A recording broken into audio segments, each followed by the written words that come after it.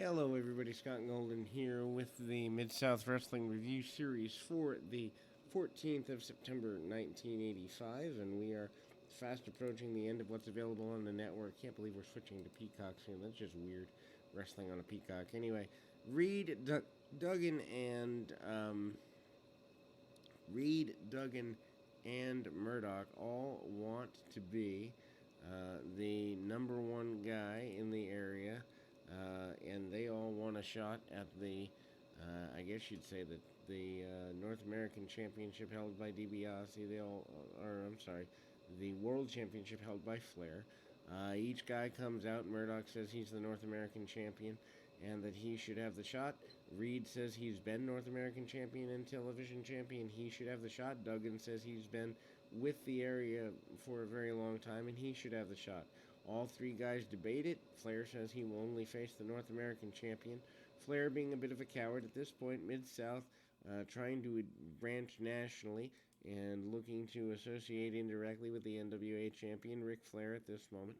Special look at Al Perez, music video style. Perez, a pretty big deal. The tag team champions, or most recent tag team champions, Wendell Cooley and Al Perez, are a big deal here. Superstar Dundee, Bill Dundee, and Dutch Mantell, Dirty Dutch Mantell, are your individuals to face the champions here.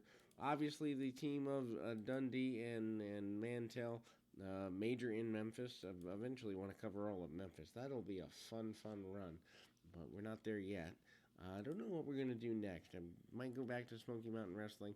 I also want to do some more in the Wrestling Challenge series. Anyway, big back body drop by Cooley on Bill Dundee. Dundee backing down. Dundee probably the shortest non-considered dwarf wrestler at the time in the area, at least I would think. Anyway, Mantell comes in. Cooley works over the arm of Mantell. Double team by Mantell and or by Perez and Cooley, and then again they still stay on the arm of the adversary.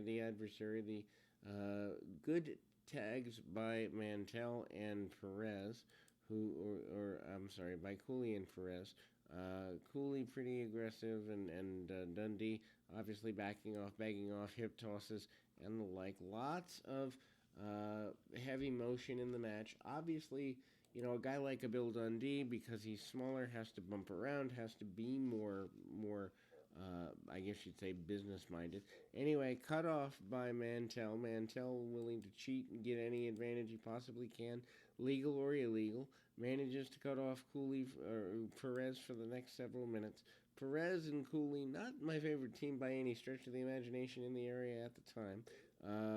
Cut off by the heels. Bill Dundee takes over, starts doing some choking, lots of tag-offs between the heels, Mantell and Dundee, having teamed many times in many places, are pretty successful here.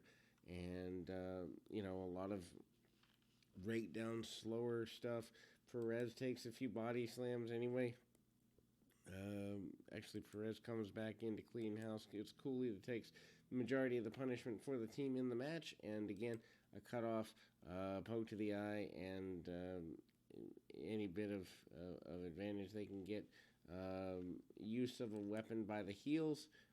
Referee is down and out, and eventually the disqualification, but also the bullwhip of Dutch Mantell used as a weapon post-match. Humperdinck talks about the betrayal of the Barbarian and how the Barbarian is no longer a dependable individual. He talks about basically the frustration points with the Barbarian and his not being happy with those actions. However, he also talks about kind of bringing the Barbarian into the fold and how the Barbarian and Humongous are going to be a team to be reckoned with. So he kind of talks about the breakdown of the involvement with Jake Roberts and the Barbarian at the time. Humongous and the Barbarian, a good team. Barbarian, obviously known for his tag team work. Ken Glover and Jimmy Backlund are the enhancement talent adversaries. Humongous, obviously, does a lot of power stuff. Backlund taking a whole bunch of bumps. It's interesting because I didn't realize Jimmy Backlund was around for, probably 7 8 years before he gets the Smoky Mountain run. Anyway, big body slam by Lord Humongous. Humongous tags off. Barbarian actually comes in before the tag, manages to launch himself into the middle of the ring. Big second rope elbow drop and a victory for the new team. Also a double team before that victory. Kind of a, fresh slam by Humongous back into the ring. Rare to see that. Humongous comes back in, steps over the top rope. You don't normally see that either at this time. Kind of the bigger Andre the Giant, maybe John Studd at the time, 85, doing that, but it's rare. Top rope elevated clothesline by the Barbarian and Humongous, and they get the victory. Paul Brown and Jake the Snake Roberts. Roberts obviously here a bit more of a babyface than he'd normally been before. Roberts, in a relatively short match by standards speaking, and that is to be expected. And Roberts comes in, finally getting over with the fans as a babyface. And of course, he's been a heel for quite a while. Wearing his own cultivated T-shirt, didn't quite catch what it said. Roberts, though, manages to grab the headlock, really basic stuff. Drops the knee onto the front of his adversary here, and kind of gets what he can. Hard shots by Brown. Brown, tries but gets cut off. Big attempted Irish whip. Short clothesline by Roberts. Roberts with the short clothesline, then the DDT, 1, 2, 3, and away we go there. The next move that we kind of move into, El Corsario and Pat Rose.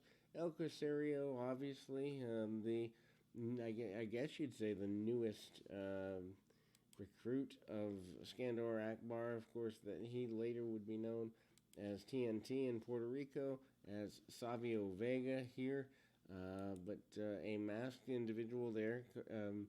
A very happy Akbar, even smoking a cigar, or holding a cigar more accurately, at ringside.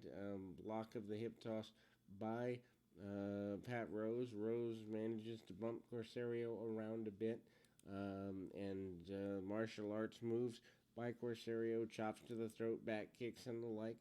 Martial arts coming from Islanders, not uncommon. Not quite sure why they put him under the mask at this point. Maybe they wanted him to be unmasked in Puerto Rico and masked in the States. Don't really know. Enziguri, which is a rare move at the time. Jump back kick, or jump front kick, and then a jump side kick and a round kick. Bunch of kicks by Corsario. He gets a victory. Dr. Death Steve Williams on his own in singles action this week.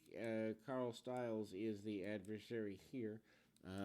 Probably the biggest, at least to this point, that we've seen Williams reveal himself to be, just in muscular mass. His adversary tries to go behind, doesn't really work out for him. Williams breaks the hold and then takes him down. Really modified maneuvers. Traditional wrestling, and then we see the chop block type maneuver, big body slam, Oklahoma Stampede, 1, 2, 3, and away we go. That is a victory there. The main event or final match of the program, the Fantastics, once again, Larry Clark and Jerry Gray, their adversaries. They're given, about 8 or so minutes here.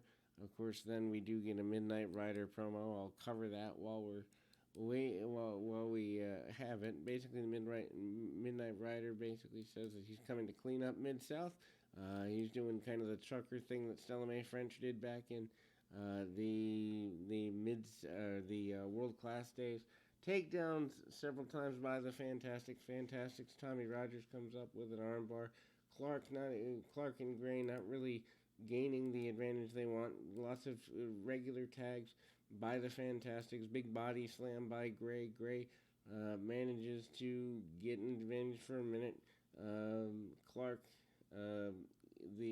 on the receiving end of backdrop tag off and a big splash by Tommy Rogers. 1, 2, 3, and the Fantastics victorious once again.